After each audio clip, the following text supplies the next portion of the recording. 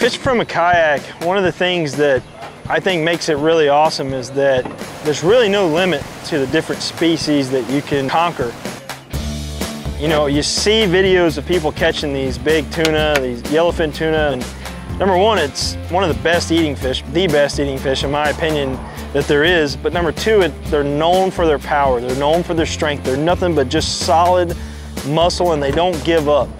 So I've always wanted to catch a tuna, and I want to go out and land a tuna on my own in a kayak and just see what it's like.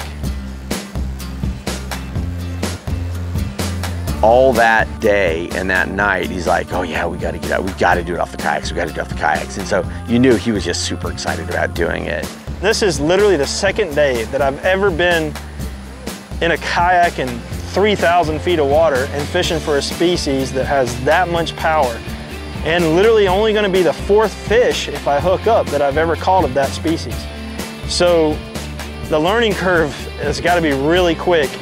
And this time I had to bring my own gear. I wanted to catch them on my gear. I've got the Rain Shadow RX6 rod blank, custom built by Mark Krause, and that's what I want to do the job, because this is my rod built to my specs. And I only was fishing 50-pound braid. So it was gonna be a job to get them in. And when I hooked that first fish, I realized I was in for the battle, but I had the gear that was gonna get it done, and I wasn't gonna give up. I got leader, guys. Getting close again.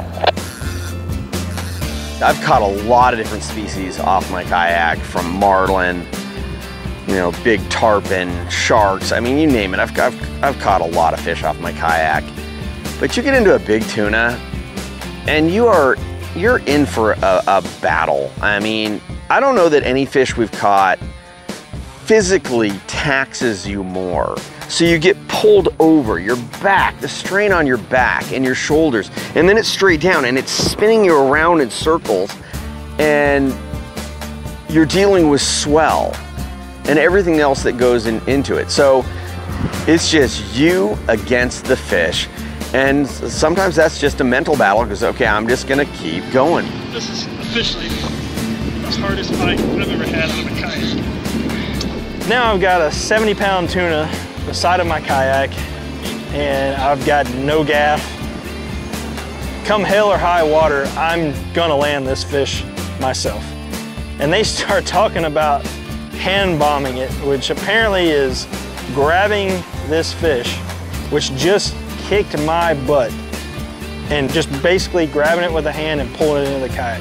I can barely even like lift my rod with the fish attached to it, much less grab the fish and drag it onto the kayak. But again, I don't want to be that guy, so I'm going to figure out how to make it happen. Hand landing a tuna, quite honestly, is no big deal when you're talking about fish that are this big. But when we start talking about fish that are 50, 60, 70, 75 pounds, to actually hand land, well, you got to understand, I mean, you're sitting up fairly high in the kayak and you've got a big fish, and you're manipulating the rod, controlling the rod, which your arm is already tired from an hour-long fight, and to reach down and be able to keep that fish's head up and to get your hand into its gills and control that fish, that's an accomplishment. Not many guys have done it. I haven't done it. You know, when I've had big fish, I've stuck a gaff in them. And for him to do that was pretty huge. That's why I was so excited about this trip. And being able to do that and knock that one off the list, and know that, you know, hey, I'd love to do it again sometime, but now I can move on to that next species because I've done it. I've conquered that one. I've got it to the kayak, and I did it myself. That's what's important. GoPro, take a photo. I mean, I know what that's like, to have a species that you just really want to knock off on the kayak, and to finally do it, and you just see the smile and just the excitement come out through them. It was super cool to be a part of that. Your GoPro is recording that release, right? No. Okay. Put another bait out, damn it.